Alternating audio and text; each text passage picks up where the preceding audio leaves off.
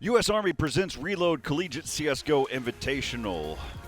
There's more than 150 careers, so find What's Your Warrior best fit at GoArmy.com.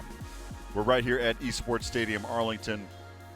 I'm Corey Dunn. I'm joined here with Jonathan O as we're heading into our match number 3. It's going to be Drexel facing off against Northeastern. But let's take a look at the schedule and how we got here, and then what do we have coming up in a bit here. Off the top, you had Northeastern defeating UTD JV. That's the University of Texas Dallas JV team. They lost that one 16-4, and that was on Mirage. 11-4 first half score as well, so take that into note as well. Then we got into our second matchup of the day as Drexel coming in at a dominating force as well. They ended up winning that one, as that was actually, and I wrote this in properly, that was on Mirage. That was 16-5, so really solid game from Drexel. And also a 11-4 half score. Yeah, also 11-4, scoreline as well. But the only difference is, of course, is Champlain, they won the pistol round. They actually won both of those pistol rounds in that game. So that brings us into our next matchup, which will be Northeastern versus Drexel.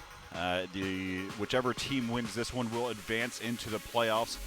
Then we'll have our following a matchup after that will be UTD JV versus Champlain. We'll see how that one goes, but that is a best of 3, and then we'll wrap up the day with another best of 3 to see who advances into the playoffs. That'll be your lower bracket finals. Let's go ahead and reintroduce these teams before we get underway. This is Northeastern. Northeastern made up of Ace of Losers, as well as Chevy, Valens, Matouche, and how do you say this? Shanzi. All right, there you go. I was trying to give you a chance. So Shanzi as well. So let's just talk. I got nervous. I was looking at my notes like, oh no, where is it? But yeah, Shanzi. So looking at this team, though, Matouche is your AWPer. Valens is probably more than likely your IGL. I mean, look at the photo. I mean, it just screams leader, in-game leader. But then you've got the rest of the team that played pretty well. I made some notes here that we saw a lot from Chevy as well as Shanzi as well. So they were top fraggers at least in the first half there for Northeastern. On the flip side, now we've got Drexel. You got David, Fabrice, that is Styx, and Vizo. So Vizo, not Vizo, but Vizo, and Neo's Dragon. I actually hopped into the server with him just to make sure. A lot of people, they like to say what names are in Twitch chat, or they like to change things up. I hear it in my ear by being told different things. So I went straight to the source. And so you've got Styx and Vizo. So we'll make sure we correct those as well. But as we kind of look at the team, I told you before we went into break, my notes stated that the person to look out for is the team, and that's what we're seeing here. I mean, the 4 players, Vizo didn't really get many chances to kind of add to the rest of the ranks, but the rest of the team, though, they were just playing extremely well through and throughout. What are some of your comments here? Well, my comment is I see they have Styx, and if you look inside his David, his last name is Stone. So they've got Styx and Stone on their team, and they're looking to break some bones as they go into this winter finals, Corey. But great point there with the team play. Vizo, we didn't see very many opportunities for him to come out and really show what he's capable of doing, but that's behind a great performance of Fabrice. And so I think this will absolutely be an interesting map going in front of us. Yeah, so let's go ahead and see how these maps kind of laid out. Starting the first map that was banned was Vertigo, and then by Drexel, and then the next matchup or next map banned by Drexel was Inferno and then Train. So Vertigo, Inferno, and Train were banned here. And then so if you look on the other side for Northeastern, they banned Nuke and Dust 2, and then they had a choice between Mirage and Overpass. Those have been our final 2 maps throughout the majority of this tournament. This time it's Overpass. Has Overpass hit double digits now? Overpass is on number 9. So almost. So a lot of... It actually got down to the wire there. It could have been Mirage for the 11th, but now we're seeing Overpass seeing its number 9th time this tournament. To run everyone through, we've seen Vertigo 3 times, Nuke only once, and that was a 16 something bad. It was a absolutely dominating round, and then we saw 3 on Train so far. We've seen 5 times on Inferno, and only once on Dust 2, and that was Texas A&M and St. Clair. So we're going to be on Overpass. Let's kind of take some notes here. So we haven't seen Overpass yet because we saw 2 Mirage maps back to back. So let's see. So we really don't have necessarily insight on how they play the map. So we'll look at that though. And so Northeastern, they won their game 16-4 against UTD JV. That was an hour ago. So we'll see if that has made any implications on this matchup. And then we just saw Drexel. They rounded the game out a little earlier, so that was about 15 minutes ago. We're right now at about 20 minutes ago when they just played last. So we'll wait for these players to join into the server. Let's talk a little about, like, what do you think right now? Northeastern, Drexel, #1 seed on every single group has made it through. On the winner's side. On the winner's side. That is absolutely correct. Are we going to see that change on this matchup? I think the differences be that we've seen a lot of great team play for both of these sides. I think the swing factor is not going to be the utility, as we've always mentioned, but the eco rounds. That's been the make or break we've seen throughout this tournament. Eco rounds have been way too strong, I think. Just speaking on just a just dissecting every little inch we can. I think the team that's able to capitalize most on the eco rounds, either winning the most or taking the most money away from their team, is going to be the one that walks away with the win here. All right, so looking at it, Drexel did not win either one of their pistol rounds in their previous matchup, so that's something that we'll look at. They had some great setups, though. Yeah, on their T side. Yeah, set up, but but they also came towards a singular point, and so that choke point was pretty definitive. And so now we look at, and then on the other side for Northeastern won their second. They won at least 1 pistol round so far. So here we are. You've seen it. If you've been joining us throughout this tournament, this is our 9th time to see Overpass in these group play. And so now Northeastern will be starting off on the counter-terrorist side. And we'll see how this one breaks up, because it looks like we've got a split here. We're probably going to see a 3-2 split here towards the B-bomb side. Actually, they're going to go ahead and wrap. And they're going to try to close on the sandbags. They're going full aggressive. They're trying to be able to bait this out. There are a lot of steps, but look out. You've got 2 players that are already advancing through Monster as well. And Vizo, as he gives up his feet, he's going to be taken down to 20 HP. There is a collective that is coming here from Drexel. They're taking their sweet time. Nice little parade action as they stay together there, heading down towards Long A. Matouche doing a double check. He's actually having to watch 2 positions at the same time. There he goes. Now he spotted 1, and he's going to make the call out. Here comes the rotate. Chevy's actually coming up right now as we speak. And let's see. Oh, Febreze starting this one off, and Matouche is down and out. And Chevy right around the corner trying to spam through that fence. As... man, that did already had a really good job. Oh, Chevy with a turn, and he tries to pick up another one. He's looking for his 3rd one, and that's David, who's on the site. He's going to have a tough time. He's defending himself. He's down to a 1-on-2, and there's going to be a round coming in for Northeastern. He even had a kit. They were going to make sure that they win this round with ease. And so Northeastern picking up the pistol round. But Drexel, another interesting strategy. I think the only caveat to that is that they just didn't win their gunfights on the outside. What are you seeing on this side? Well, Drexel lost, and they got the bomb plants, so that's made some money on their side. I'm surprised to see such an investment already. They are absolutely forcing the guns to this round. And Corey, you're pointing back at me, so it seems like you've got a point to make. Yep. So the thing is to note is this is what we had seen before from Drexel. Is if they lose the pistol, they probably are okay with it. And you immediately see how fast they get to weapons, but there you go. They get punished with the MP9 from Ace of Losers, and there's just trades that are happening. So far, Northeastern has taken the advantage, and now we're on board with Febreze with an AK as he's creeping his way here towards the B-bomb site. And look at that, just a full-on spray. Now he's going to backtrack. He's caused the damage that he needed to, and so now he's going to be able to, oh no, look out for Chanzi. And there it is. Oh, Febreze wins that bout. He's down to 5 HP now. There's no reason he should have won that. And there comes the nade. Valens evening it back up, down to a 2-on-2. 60 seconds left here in the round. And running up quickly is going to be Neo's Dragon. Neo's Dragon, he's got the MAC-10, and he finishes the job. This is going to be a longer rotate. Matoush is not over there yet. Here comes the Incendiary Grenade. You're going to see it drop right onto the site, cause more damage. He's going to have to work his way out of there. And he's got the MAC-10, and right around this angle, he's holding here. You can see, oh, yep, there it is, and that's going to do it. Matoush going to pick up this second round. A lot of damage was caused here, but he will get this defuse. And really interesting round there, as they fought over the B-bomb site in a very peculiar way.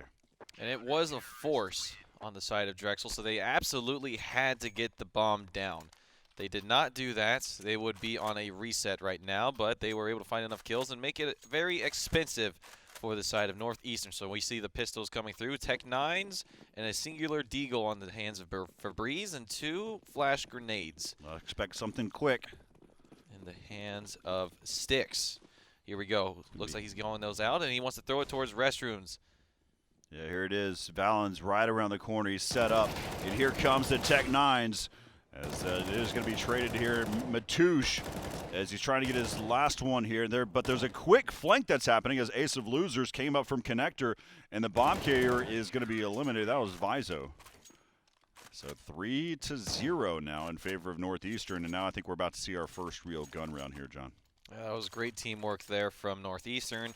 One player calling out that they are at the restrooms, and immediately the flank from multiple players coming out of Connector. Yep. Drexel having a slow start here, but just as you mentioned, the gun round is coming through, and we're seeing an AWP in the hands of David. And on the flip side, he's going to be countered here by Matoush. As Ace of Losers is, he was on fire. Where's he playing at? He's actually over there towards the B-bomb site. I think they probably mollied off over there towards barrels, forcing him out of that position. And he'll probably slowly work his way back there. Just a normal, traditional default setup across this map.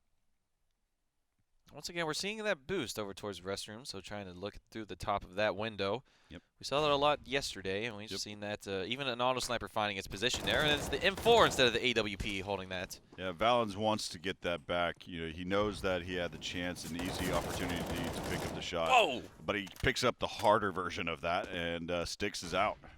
Yeah, Styx is also 0-4. He's not having quite the start that he had last time against Champlain. But this is a new opponent in Northeastern. Now we see Matoush holding on. Yeah, new opponent, new map. Just different criteria.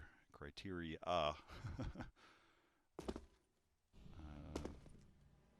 both offers still alive on both sides. And David trying to make a decision. The 30 seconds here in the round, bomb is finally getting picked up. And that's what you get for playing with your weapons. As David, he loses his op. And here comes the A push, but the bomb carrier is so far behind. And oh no, Matoush missing 2 op shots. Oh no, that's not what you want to have happen. As now it's down to 3-on-2. Ace of Losers nading off over there by the truck. So they start to move here. And one is going to make their way over there towards the bank. Abeway is positioned. Febreze is on the site, and he is getting dropped by Shanzi. Shanzi's also able to find a rifle. He's got a kit, so this is possible. He knows one player. He knows where both of them are at, yeah. Yep, he knows where one player's A-long. He's going to take that fight. Now he knows where the last player is. Ooh, so good react. And he's got the oh, he just jumped over the bomb. It's on the right below you. It's right below you, and that's going to do it. As I think I mean, it would have been close. Vizo may have been able to make it there in time, but he walks right over it. His sight line was focused so much on his crosshair at that last bit that he walked over the bomb, couldn't figure out where it was at, had to backtrack, and that's where the round ended. Drexel picking up their first round here in this game. Looking very solid on those rifles. They had 3 at the end of that round, which turned into 1. Which turns into round number 1 for them on the board as we see a fast push here from Chevy. He's going to be found, and actually Febreze is going down. Gas might be cheap, but that Chevy is absolutely filled up, and he's got another kill for himself and gets taken down, but Ace of Losers able to pick him up. And that is 2 left in the round here on David and Neo's Dragon. Not sure where I got the of, but we see an AWP in the hands of David. At this point, Corey, you got to wonder if they're going to go for a save. It's very early on. That is going to be a very difficult time holding on to these guns for this long. Yeah, it's gonna be difficult. So you're basically gonna poke and prod a little bit, especially with the AWP. So that's why they're heading towards long A right now. They're gonna see if they can get a pick. There was one player that is kind of in that general area. That's Valens. He's got a scout in hand. And so you see if you can win this bout. Matusha's got an angle. He's going to make the call out saying, I've got this. Don't worry about it.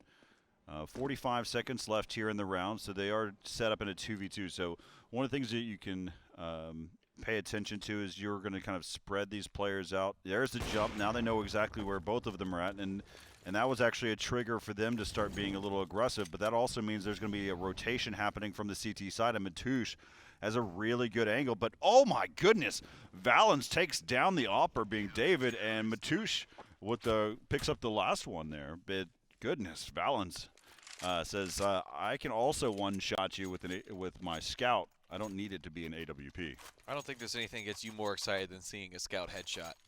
It's just so clean. It's so clean. Cannot argue that, as that's 4 on the board for Northeastern. Personally, I'm more of a fan of a Deagle headshot, but Deagles are nice running too. scout headshots are pretty. Running scout headshots make me frustrated. Yeah, we know how you get when people run and shoot, Corey. But now we're seeing Shancy trying to run down the team. As you'll only be able to find one as Ace of Losers is going to have some support from Chevy, and that's going to basically round out this round. Well, Febreze, okay, Ooh. taking out 2 and actually gets the shot Oh. onto Matush, and we've got ourselves a round as he's able to find the opening but can't find the kill. He sees one, and they're actually missing their shots. They're giving him an opportunity into this round as Febreze. Oh, no. He has got it all to do, and he's challenging no. the AWP, playing it too fast, Corey. He had That the was time, it. but hey, good on him. Look at the damage that he did, taking 4 rifles out of the hand of Northeastern. His Oh, team man. only had pistols, so he was able to find the rifle and do even more damage. So now look at that. They're going to get the AKs in hand. And on the flip side, some players onto Northeastern not in the best position, but they will still have weaponry, and now we see a pause coming through. Yeah, you really want to see it. You want to see him actually do something with that there at the end. Oh, man. Who are the 2 players on the? Actually, that was last match. It's not the same. Is it Shanzy and or the 2 players are? It was Lasky, right? And we are not seeing him in the server. He was on Champlain. They were playing on the same internet line, and Yeah, that's correct. That was in the match that we just watched. so Corey, as we sit in this pause and diagnose whatever issue this might be, I have a question for you. Is we've seen a lot of overpass, and even some people might find that frustratingly so, as maybe not the most entertaining map to watch in their eyes. But what is your favorite map to watch? I'm a huge fan of watching maps like Nuke, but I think I think Nuke is probably top up there for me. Dust 2 is just throws me. Yeah, it kind of takes me back to sometimes, whenever I watch like a Dust 2 match, because that's probably, of course, one of the oldest maps that we've got in all of Counter-Strike. So there's a lot of things that have happened from. I mean, even now they've replaced certain areas. So like where Car is over on Dust 2 on Long A, there used to be a tag that said Game Helper. And it was like gamehelper.com or something like that. That doesn't exist anymore. That was always cool to see. And then there's it on the wall up on top of A, inside the A-bomb site on Dust 2, there was it's a tag that said Goose for Gooseman, which is the developer of Counter-Strike way back when. That doesn't exist up there, really. I don't think that exists up there anymore. So it's I think Dust 2's got one of those things for me, just from a nostalgia standpoint. But from watching competitive gameplay, you see some really crazy clutches on a map like Nuke. Trying to think if there's any other maps that I'm a huge fan of. Inferno's just like I shared with you before. Inferno is like a championship map. It's one of the ones that you want to end on. But the meta for Inferno has changed pretty drastically whenever the French team started coming into play and started winning a lot of good tournaments. You saw a lot more smokes and flashes and a lot of utility, and the gameplay slowed down drastically on Inferno. And I think over time we've seen that being applied to younger generations, different iterations of it, and now I think it's basically a staple. Playing the utility game because it's only one choke point, right? So banana is one choke point to get in there, and so then you see on the A bomb side there's 3 entries, right? So I think that I know I've elaborated even further, but as you're waiting for this tech pause to kind of be worked out. I think that's probably Nuke is still probably the top one for me. What about yourself? I like Train a lot. Train? I think Train it's kind of that map that it's like we said, it's CT sided, but it can always swing. That map has the potential to once you get one opening, it just gets nuts. And I just love seeing all the angles all the players have to hold and how nutty it gets. And one of the plays that I always remember on Train is when Device at the major had 3 bullets, 3 health, and got 3 headshots. Yep. And this, there's the small cool things like that Train can allow because there's so many little viewpoints to look at everywhere. You're talking about Dust 2 and so many choke points and so many just small you have to filter feed through. Versus Train is like, well, I've got everything to work with here. It's almost like a jungle gym. And so, in some sense, I like it because of that. It's wild, and I think that's probably the map I've actually played the most on. And I just like the diversity of some of the play styles there. Sometimes I like to go through Ivy, and then sometimes I like to play through Side, and it feels a lot more, I want to say fluid in some sense of like the decision making is not just okay, we're gonna go A or A, we're gonna go B, or let's feel out the map. I think that's definitely one you can kind of get a feeling of where the other players are at. And we saw a lot of that in this tournament, in which we've seen doesn't work for certain maps. Like we've seen players trying to feel out Mirage too much and then wasting their time and then trying to take B and then they just get blown out of apartments or so forth. Whereas I think Trading is like, all right, well, we found a pick on Ivy. Hey, keep going on Ivy. See what you can find. And they take him off and they start poking towards Ivy. It's like, oh, let's just go through A. And then you get a player in Pop Dog and you just are on the site. Right? And you're just like ants just crawling on top of the sandwich that's gone unwrapped. But we're still in this tech pause, and Chevy has gone back into the server. Is that he's the one who lagged out on us, and we're seeing him back in. So maybe Chevy, as I said, the tank was full. The tank maybe had to get refilled now. And so he is joining us, and we have actually started the freeze time timer once again. So this tech pause is concluded as we are in 5-1 in favor of Northeastern. Oh. Yep. No, it's. I think they're probably. They're currently looking at it. I was trying to see myself, making sure he's good. He came back into the game. Looks like he does have his weapon, and his money looks like it was before. So at least I think he got back into the game exactly where he needed to be. So we'll take a look and see if there's anything else that we need to go. But we should be good to go ahead and unpause here. Players are at least looking like they are ready to go. They're facing the positions in which they're about to start running when this freeze time comes to a conclusion. So now, as we are sitting in this wait time, there it goes.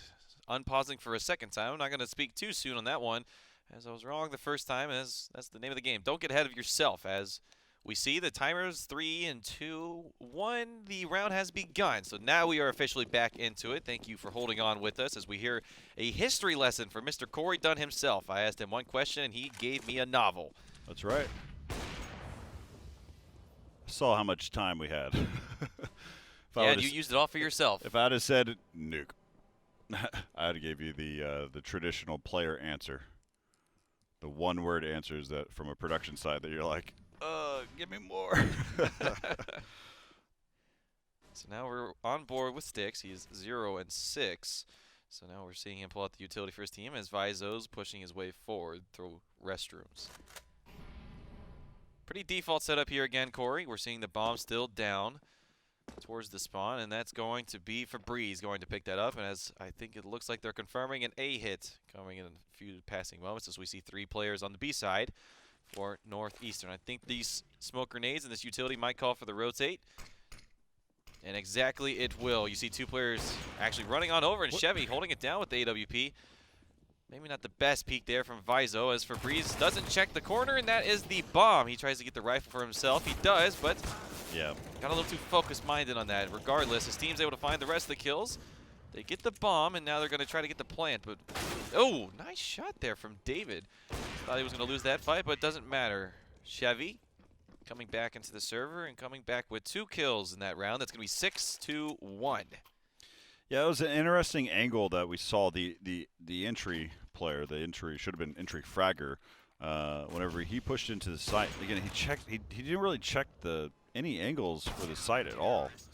He just pushed on through and checked bathrooms.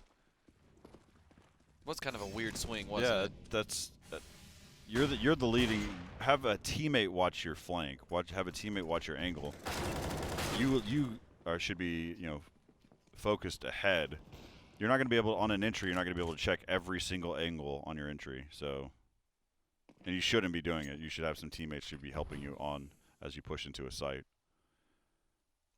As one player is boosted on top of the sandbags. That fire is going to be a tough spot for you. Yep, David, you got to get out of there, and he does. Oh, my goodness. Desperately runs into the water, trying to extinguish the flames, and he's on 6 HP, and there he goes down to a push from Valens as he gets returned. So now that's a FAMAS in front of him. Let's see how tempting that is, and he's trying to get it, and boy, there goes his head. Shanzi trying to close out this round. It's a 3v1. He's got the bomb as Vizo. He's got 50 seconds to work with, but now he's pushed towards sandbags, and he is committing to this B bomb site. If he wins this 1v1, he had a chance to get the bomb down, but Shanzi not having it as we wrap up that round. 7-1 now in favor of Northeastern. The AWP coming out for mid-2. Actually, he's had that, excuse me. Yeah, yes. He has had that and hasn't really had to do much work in that last round. So strong B holds coming in for Northeastern. Drexel, we're starting to see a little bit of frustration coming out potentially. Not saying that same level of utility and teamwork we saw on Mirage versus Champlain. But now we're seeing a fast B hit, and this is where we know they are comfortable. Look at that utility usage. Just as I say it, Corey, what a great spread of smokes. That's going to give them a free bomb site. Not yet getting the bomb down, making sure they're checking all of their corners. Neo's Dragons getting pretty far forward there into water. And as we see Shanzi trying to find himself a boost. Falls down, and he doesn't see anything, and actually is flashed and blinded. So we see the 4v4. There's one. He sees them towards the back of sight, and now Neo's Dragons right on the other side. I'm fascinated by what Northeastern actually did there. They gave up the bomb site. They completely gave up the bomb site, which means they have full confidence in their retake, and it didn't play that way. If you like watching what just happened again, they pushed into the site, and all three players that were watching, that were in water, just outside the bomb site, backtracked towards graffiti. But what we know about Drexel is that they love those fast rounds. We saw it on Mirage. They were very comfortable with it, and they were able to execute impeccably, as now we're seeing a 5-man stack on the B bomb site. So these two players going there on sandbags. Yeah. Let's go take a look over there, because that's pretty funny to see. It is Febreze, and we know he's able to frag out for sure, and he might have himself a bad time if he gets too far forward, as it seems like he's still pushing on in. Maybe even trying to see if he can get a boost on the stick somewhere. Trying to see if they can find themselves over the wall. Yeah, it looks like they're going to go on the railing. They're going to do exactly that. They're going to see nothing. They're going to look towards barrels. They don't see anything, and that made a noise, though, so now they know. Yeah, they know they're in the right area, and so Febreze is slowly making himself go forward into a weird situation. Maybe one player's going to bait him out, and there you go. You see the Molotov going onto barrels. Now they know no one's there. As oh no, Febreze is going to walk into 5 pistols here. Let's see how many he can come up with. He finds 1, he finds 2, he sees 3. That should be the push. Oh my goodness, they're both going down. Now that's going to be the push. They need to go quick onto the A bomb site. The rotations are going to come in pretty soon here. And there you can see it. They can hear the footsteps, and that's the rotation. They're able to find 2 AKs on their way back to this site. They don't have a kit, and the bomb's now going down in the hands of Vizo. Ooh, nice flash grenade. They're able to stop the shot coming out from David, and he misses it. As this is starting to get a little bit dicey here as a pickup. David's a little bit far forward, and so is Vizo. This is falling apart on the side of Drexel. They've got it all to do in the hands of Neo's Dragon, and that's not going to be enough. What was a 5-man B hold with only pistols turns into a round number 8 for Northeastern as they strip away the guns and strip away the round out of the hands of Drexel. Yeah, it was interesting to see how Drexel was playing that one. They continued to try to challenge in that site. At that point, as soon as they lost one of the players, he should have bailed away. He should have rotated, should not have challenged at all. His teammate probably made the call. I see 3, because he didn't see all 5 of them. He said he probably saw 3. At that point, that should have been enough information to get out of there. You do not want to lose a weapon, especially because you hear all those pistols that were being shot at him. That round happened super fast, but there's action happening over there towards water as well. They're trading it. As you mentioned, Corey, you don't want to lose those weapons because we saw the weapons actually is what brought him back to that round. And Breeze is getting hungry for this kill, and he gets way too far ahead of himself, and Shanzi is telling him to calm down, sir. Stop hunting my teammates as he removes Febreze from this round. And Febreze is absolutely easily baited because he's chasing after kills, and we're watching the Northeastern pull him out deep into the bomb site and then collapse on him. Now we see the 3 other players remaining for Drexel slowly making their way towards connector or restrooms. We see 2 players on the side of Northeastern sitting on that A bomb site, with the 3rd sitting around connector. It's going to be a smoke, and now Matouche hasn't had success, and well, he finds one and gets immediately traded by Neo's Dragon. That's going to be the site is theirs with the bomb going down towards restrooms. The spray's coming through. It's not quite going to connect, but some bullets do, and that's going to be a little bit of damage. So Chevy still on 19 health, and he's got to work around this Molotov, and he's got to work around this smoke. They know where he's at, so they don't need to get too aggressive here. That's exactly why I was saying that. You know where he's at. You don't have to force the agenda. And it's left to Neo's Dragon. He's got the health advantage. Picks up the AWP, actually. And now he's trying to make sure he's not in restrooms. Has no kit. Oh, my gosh. He has a kit. What a shot there from Chevy. On 19 HP, he finds the 3K, getting round number 9. And Drexel starting to crumble under the pressure a little bit. They had it in the situation they needed and getting a little bit too aggressive. Here's that shot again. Just sees the mask not covering his face completely and puts a bullet right through his head. And that's round number 9. As we head into round number 12, we see lots of utility on both sides, and this is going to be a complete gun round for both of these teams. Yeah, Drexel needs to start winning rounds now because their pistols haven't been too hot. They have not won at all in a pistol round we've seen in this tournament. That is correct. As 0 for 3. And in baseball, that means you're struck out. You're out of here. And so Drexel might be out of this match, but we still have a second half ahead of us. Slippery slope ahead of him in 9-2. We've been talking about this is a CT-sided map, and we expect closer score lines to like a 9-6, maybe a 10-5. Yep. Still possible to see that score line. Yeah, this gun round's pretty critical. So they're just taking their time. They still have mollies to be able to leverage here. We should see that execution once the bomb carrier gets there with them. And David's actually watching the flank. He's watching the lurk. And that was Neo's Dragon. He's watching that. So now they're starting to execute here into the site, and Chevy actually pushed forward. He advanced. He's got a teammate right behind him. Look out. Neo's Dragon's going to be in a perfect situation, though.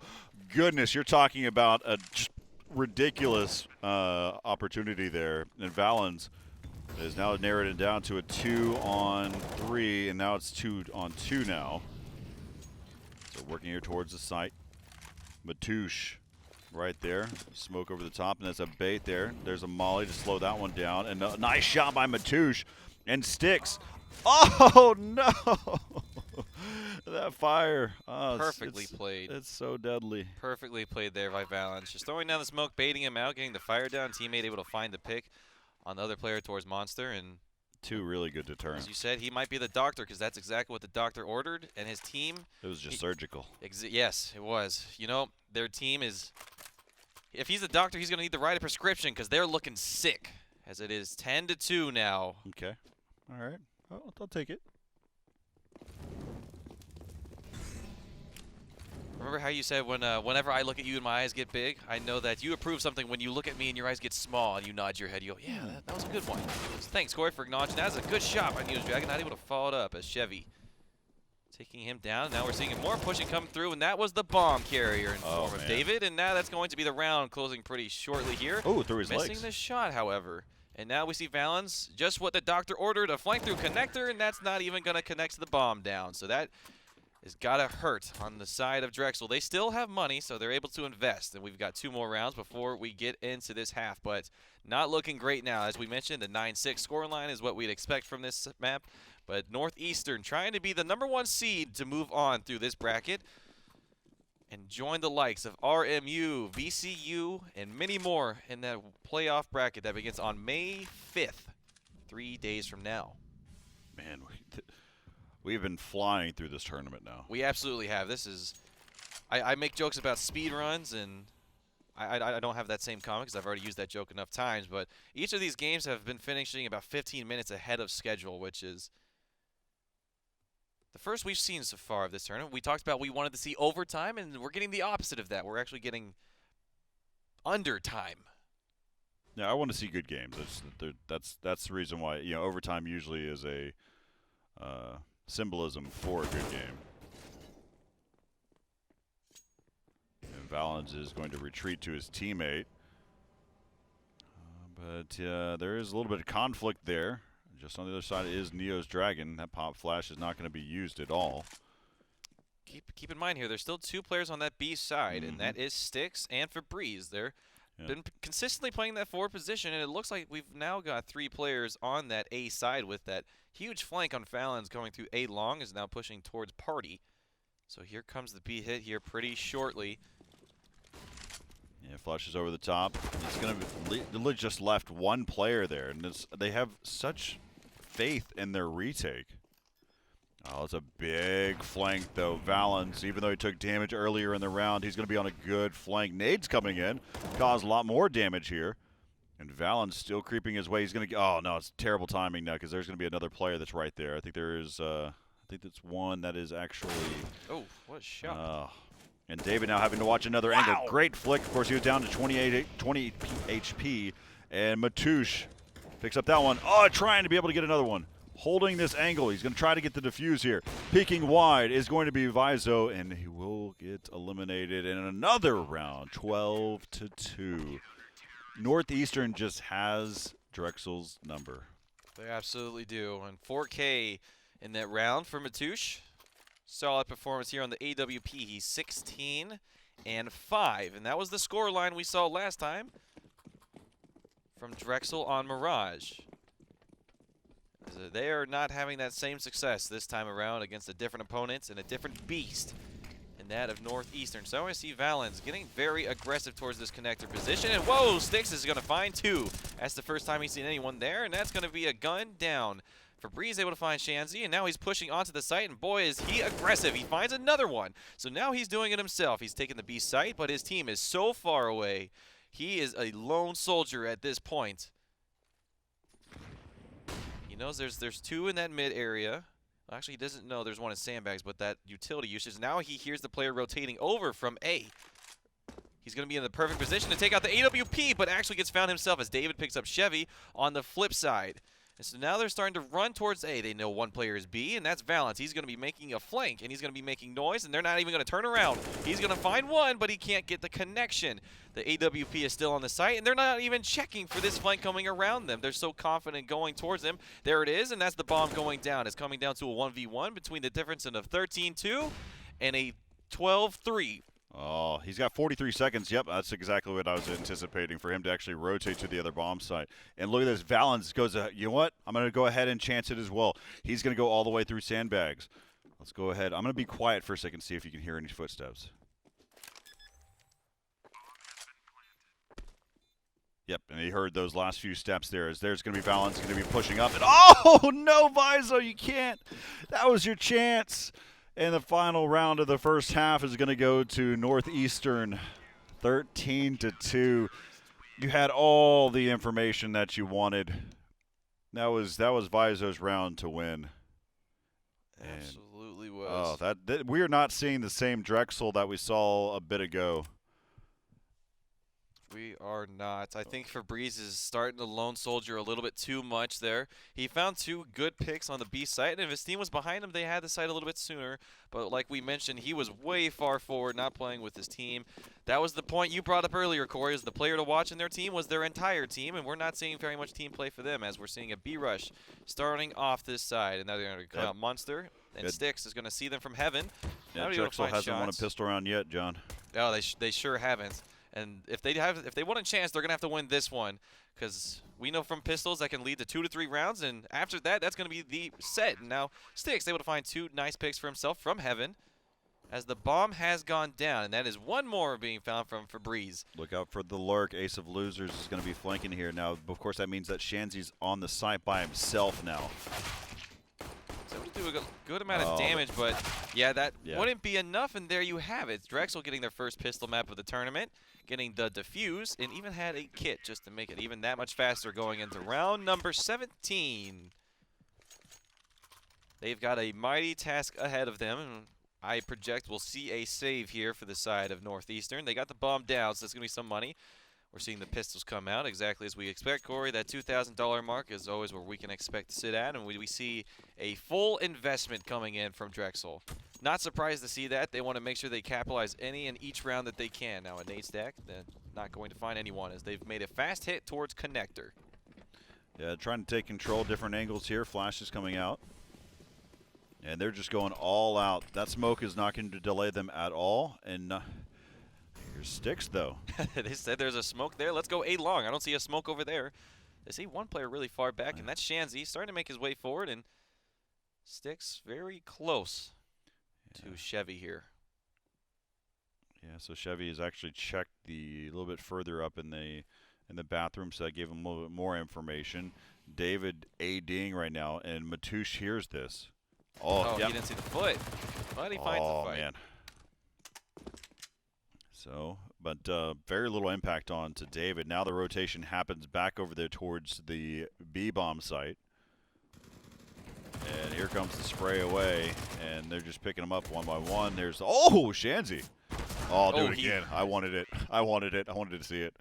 He lined it up. Wasn't able to find the shot, so that lines up round number 4 for Drexel, as we would expect to see that, just as we mentioned. The pistol rounds usually lead to 2 or 3 rounds. Now we see a full investment coming in for the side of Northeastern. They want to put their foot on the gas. They do not want to give Drexel the opportunity to start making this comeback. And we have seen it at a 13-2 scoreline before, Corey, that turned into a 16-14. It was the team that had 13 still won, but it got dicey, and you never want to get to that point. Do you remember which team that was and which map? No. Oh. It was Train, and that team, I believe. Well, Train is absolutely a different type of map than Overpass. A 13-2 score line on Overpass is a pretty strong statement.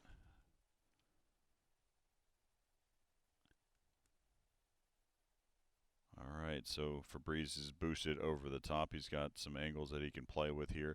Chevy's already made his way up, so it's actually, he's right there next to him.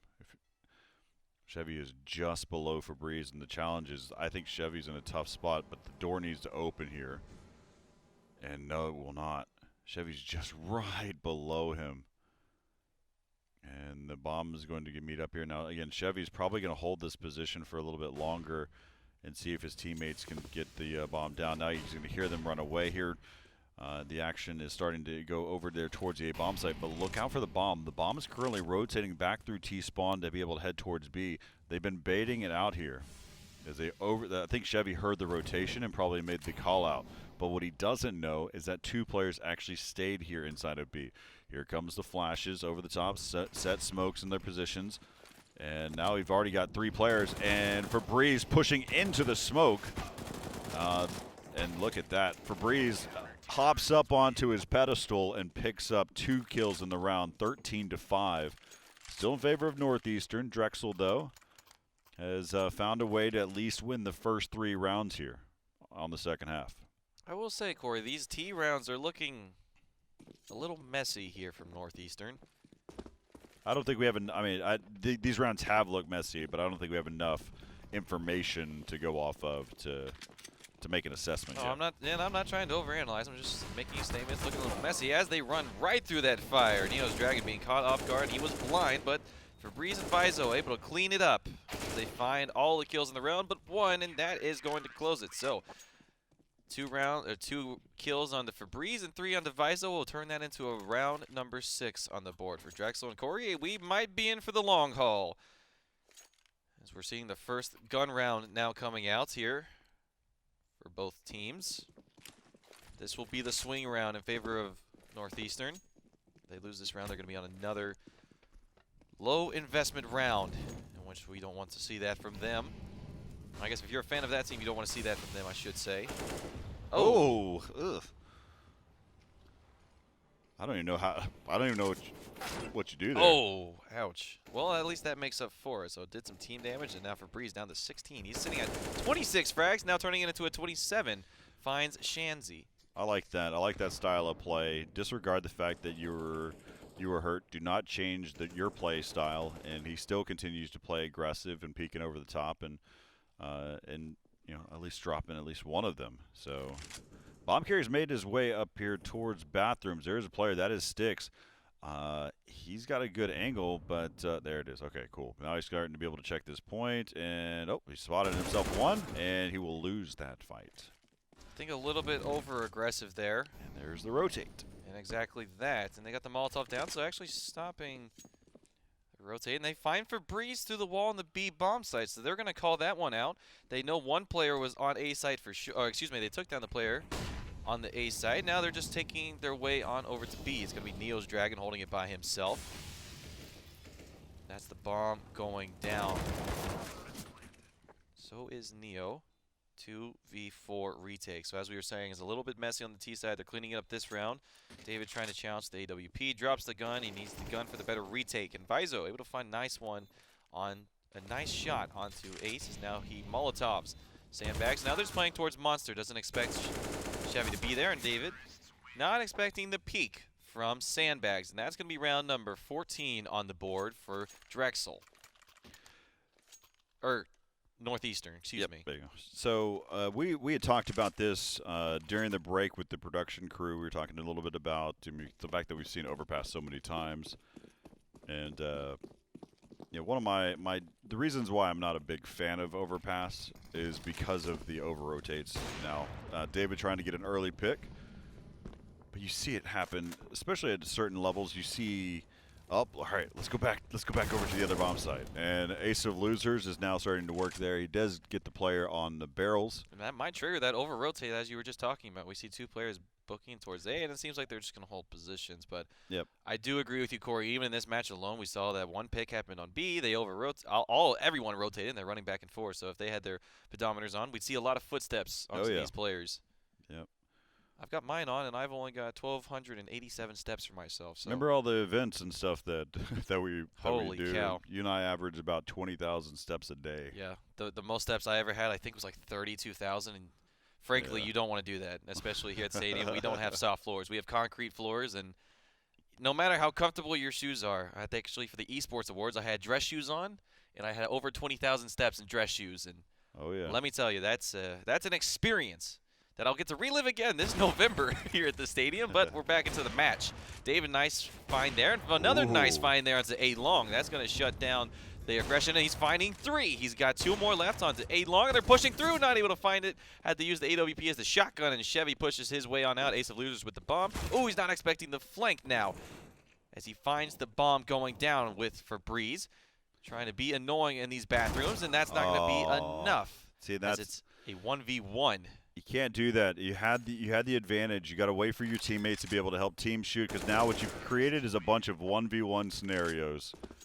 Febreze had it where he needed to, and then he could not help himself. You want to try to take advantage of the fact that you've got numbers, and he just created 2 one-on-one battles just now.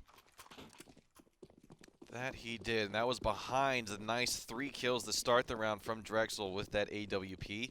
Now he has the best gun in his hands as the M4A1S. There's 5 more bullets in it, and we'll have to see if that makes the difference as we're seeing a fast connector hit. And we're seeing actually 2 players getting aggressive, and that's Febreze. Who else would it be? Yep. That's something that has to stop.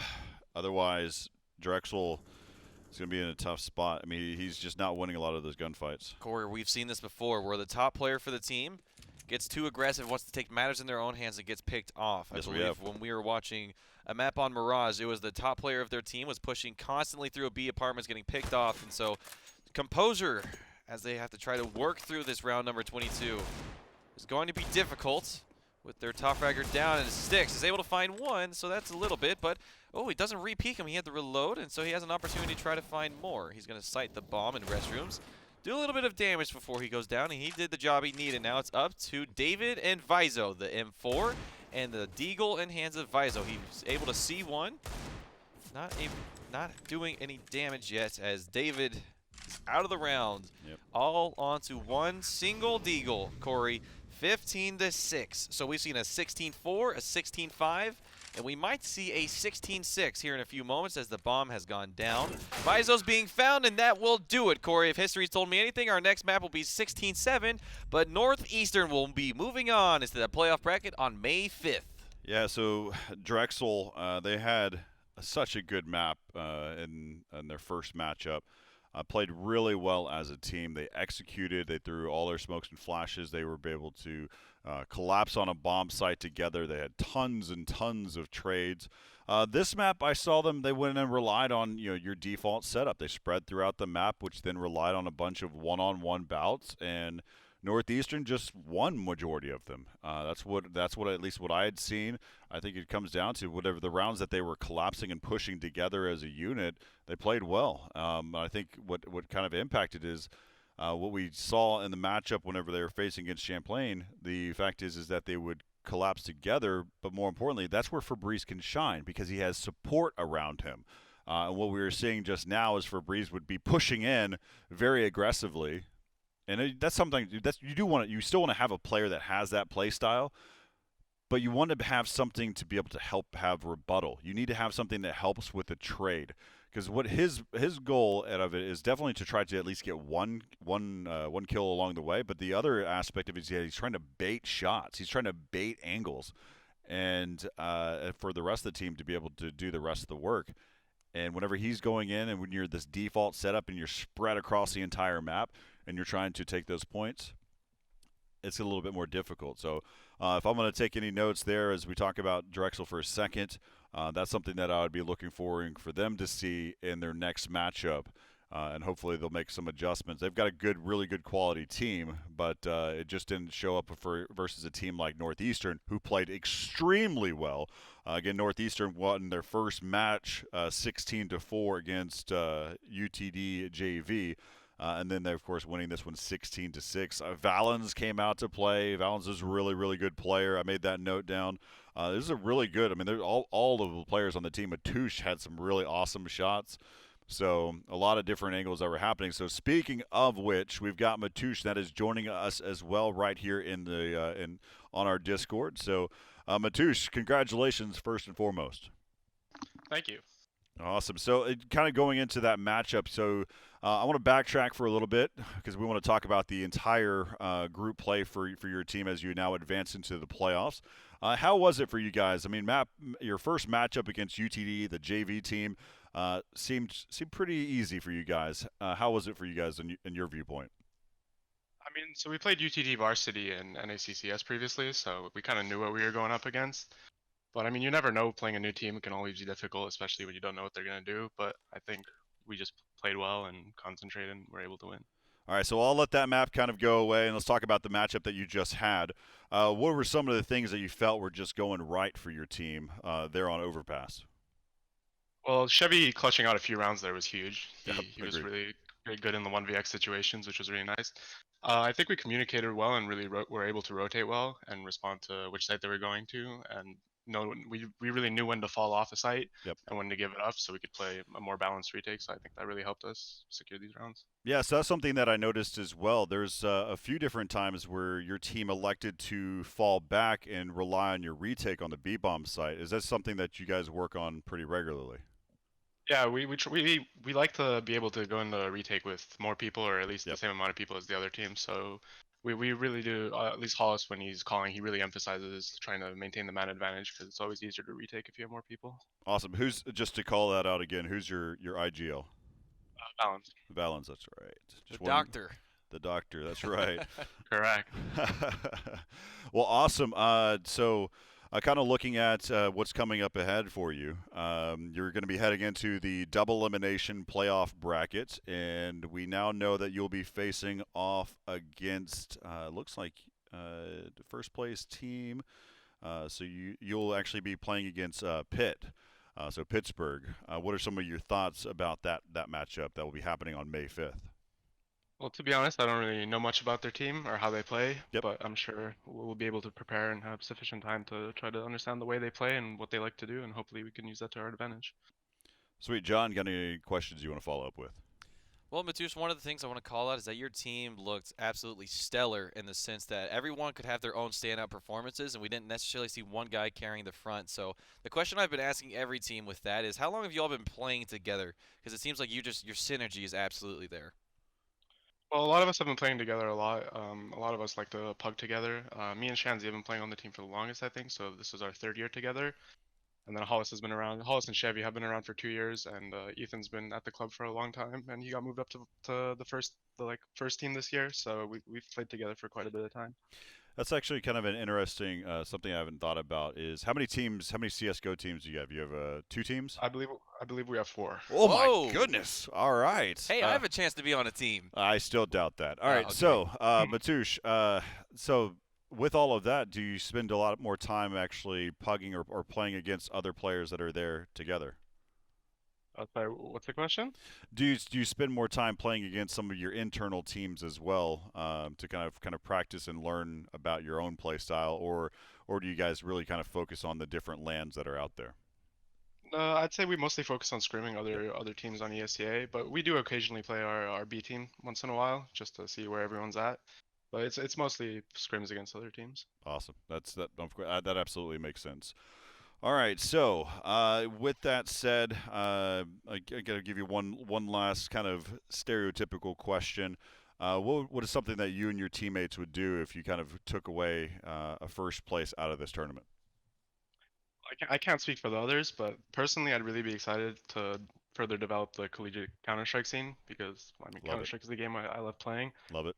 and I think there's a lot of room for it to grow, and I'd like to see it expand into something bigger. So I want to make my school aware of how big the scene is and how much it means to us to play. Well, take this video right here and show them where your team could have been playing at during an event and be able to showcase. I mean, we have 100,000 square feet dedicated for esports right here at this facility. So if that's not a stamp of approval, it should be for your school there to even amplify even further. So again, this is the big stage that we have behind us. That we originally this was the goal to have all the teams be playing here at our venue. Yeah, it looks like a really nice setup. I wouldn't mind playing there myself. Well, you still got time. There's still a chance. We're going to be trying to. Our goal is to host this during the fall and spring semesters, so everybody has a chance to be able to come down, depending on where they're starting to graduate. Also, trying to, if they can't make it for 1 year due to exam schedules or other circumstances, we wanted to be able to adjust that too. All right. So, Matush, any other comments that you've got from or shout outs that you want to give? No, I don't think so. I think it was good games. Both teams played well, and it was a lot of fun. Awesome. Well, thank you, Matush. Congratulations to all your teammates. Congratulations as well as y'all head into the double elimination playoff bracket. So there you have it.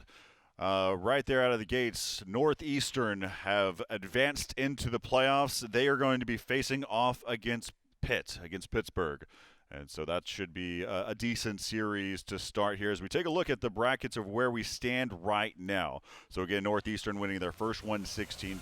The follow-up matchup against Drexel and Champlain, that was 16-5. And then, of course, carrying over the one, you've now got a 16-6 score line where Northeastern is going to advance into the playoffs. Coming up next, we've got UTD JV versus Champlain.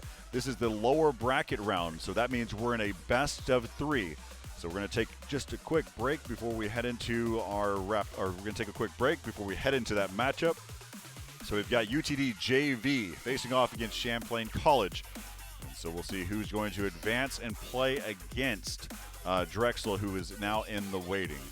So we'll be back with more action right here from Esports Stadium Arlington after